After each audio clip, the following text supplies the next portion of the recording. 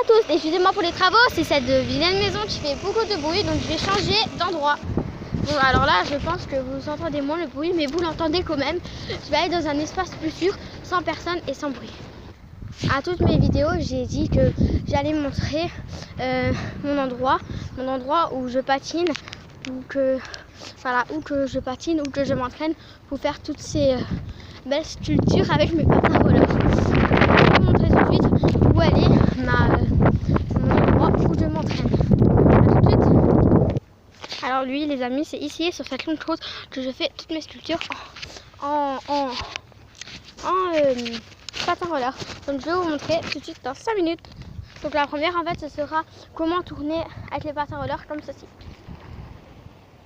Voilà. Alors, vous voyez, donc en fait, pour essayer de faire comme ça,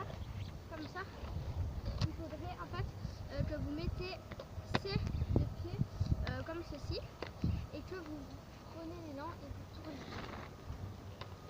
Ah, ensuite, si vous avez vraiment professionnel, vous pouvez faire à la pointe des pieds. Moi, j'arrive pas, excusez-moi, la pointe des pieds, ou même avec un pied comme ça. C'est un petit peu dur comme ça. Je vais vous montrer. Regardez.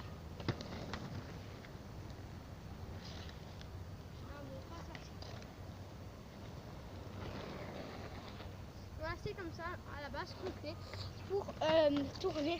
Voilà. Après, si vous êtes débutante, vraiment, je crois que toutes les filles arrivent à faire ça, sauf les débutantes. Après, si vous êtes une bonne débutante, et ben, je pense que vous arrivez à faire.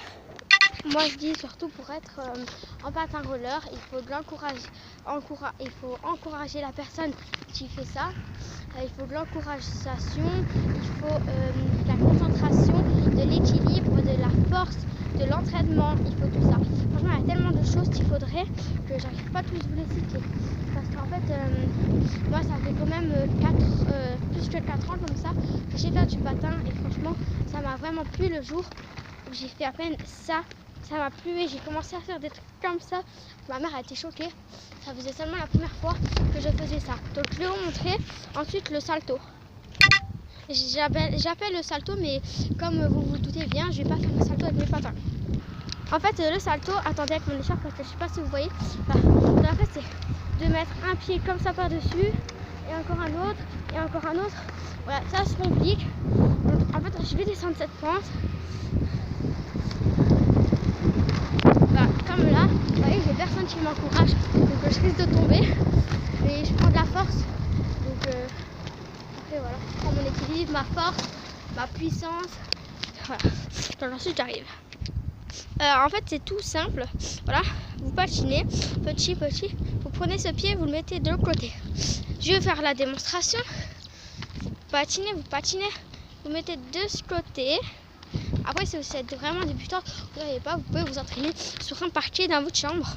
Vous mettez un tapis et vous vous tenez à une barre et vous faites ce pied.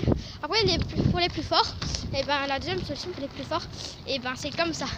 C'est un pied là, un pied là. En fait, c'est un pied là, un pied là, un pied là, un pied là, bref. Ah voilà, donc en fait, c'est ça. Ensuite, on a la deuxième solution, c'est plutôt un salto sur longueur. C'est ça. Vous avez vos pieds et en fait,